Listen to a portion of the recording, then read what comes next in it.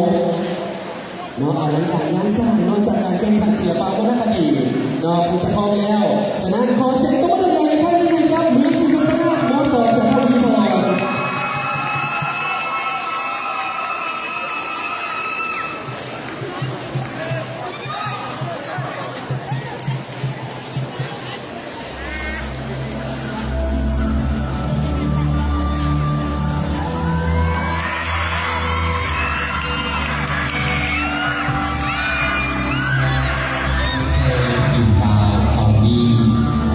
มีเผ่ากระดูกแหวนซิลิโคนมีปากดินมีทอง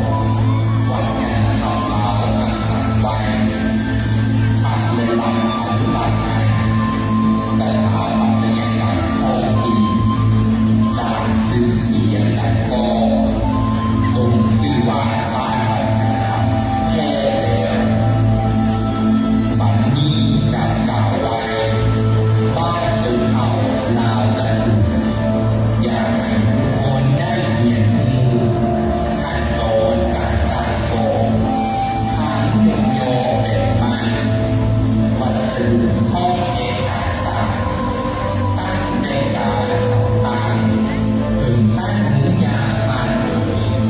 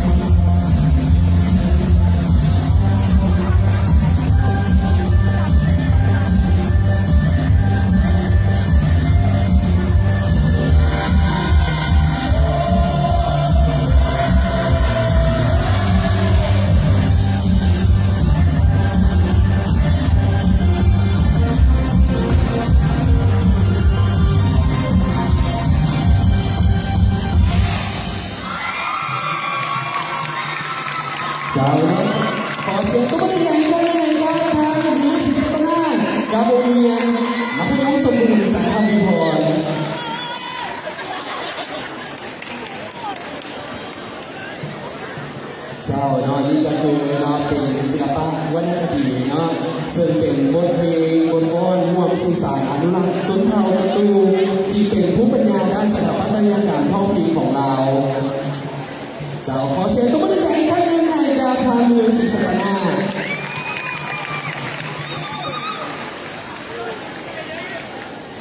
เจ้าเนาะ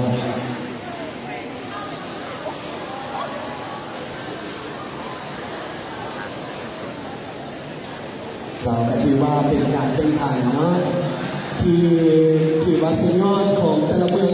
อีกที่ว่าจะมาประสานกันเนาะยุ่งร่วมสามารถและก็การแสดงที่เต็มที่เนาะยูทีเทิงเวทีของศูนย์วัดแสดงสินค้าเราไอติกเนาะและการขอเชิญผู้บ่าววิพันธ์เมืองต่อไปเนาะเกี่ยมเทิงเวทีเลยเนาะเพื่อเป็นการเสียเวลาเนาะขอเชิญเกี่ยมได้เลยเนาะเนาะก็ขอประชาสัมพันธ์กันด้วยนึงเนาะสำหรับงานของเราอยู่ท่านก็อยู่กับงานแข่งขันศิลปวัฒนคดีนักเรียนสั้นมัธยมตัวนครเวียงจันทร์เนาะและสำคัญก็คือการแข่งขันของเรามีหลายการแสดงและเพียงงานไปแค่เพียงหนึ่งการแสดงเท่านั้นเนาะและก็ขอประชาสัมพันธ์ของถึงกิจกรรมของศูนย์วังแสดงสินค้าเราเองกับพ่อก่อนเนาะมื้อนี้เนาะทางศูนย์วังแสดงสินค้าเราเอง